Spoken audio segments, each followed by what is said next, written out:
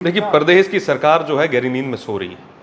पिछले 2 महीने से मजदूर इस तपती धूप में 55 डिग्री टेम्परेचर में धरने पे बैठे हैं।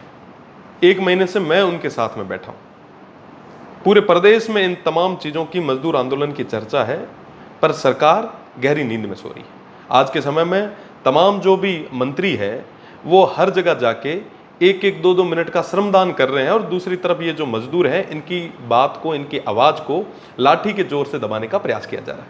मुझे लगता है कि ये एक तरीके से लोकतंत्र की हत्या है। जनता की आवाज़, मजदूरों की आवाज़, गरीबों की आवाज़, वंचितों की आवाज़ को दबाना मुझे लगता है कि सबसे बड़ा पाप है। प्रदेश की सरकार समय रहते चेते और इन तमाम मजदूरों की बात को सुने। साथ ही साथ कल जो एक ऑर्डर भी इन्होंने निकाला, आप देखेंगे कि इससे पहले जब ओरण को लेकर जब मूवमेंट चल रहा था उस समय हमारी सिक्योरिटी हटाई गई।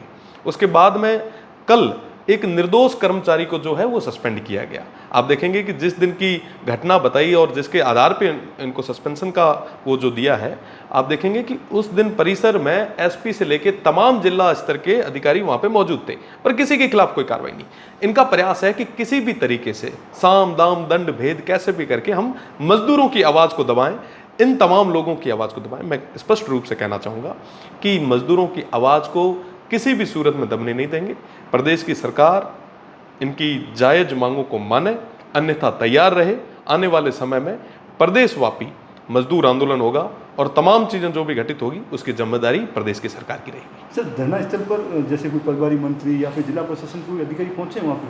मैं कह रहा हूं कि प्रदेश की सरकार गहरी नींद में सो रही है, उसको कुछ भी नहीं दिख रहा। आज के समय में वो फ्रस्ट्रेशन निकालने में रह रहे हैं।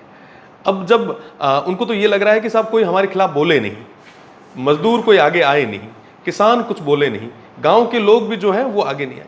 एक तरीके से संवादहीनता जो है वो स्पष्ट रूप से दिख रही है, और आज के समय में इस तरीके से मजदूरों की आवाज़ को दबाना लोकतंत्र की हत्या है। तो क्या लगता है आपसे, आपकी वजह से नहीं हो रहा है या फिर मजदूरों की बात भी वाजिब नहीं है? देखिए, मजदूरों की वाजिब मांगों को प्रशासन जो है और जो प्रदेश की सरकार है वो धनाढ्य लोगों के हाथों में कहीं ना कहीं बंदी है। वो उनके लिए है। आम व्यक्ति, गरीब व्यक्ति की सुनवाई आज के समय में धरती पे तो कहीं नहीं हो रही है। एक तरफ हम बात कर रहे हैं राम राज्य की। राम राज्य की परिभाषा ये है कि साहब अगर कोई भी एक व्यक्ति असंतोष में है या परेशान है तो राजा को नींद नहीं आती थी, और यहाँ पे तमाम जो जिम्मेदार लोग हैं वो गहरी नींद में सो रहे हैं।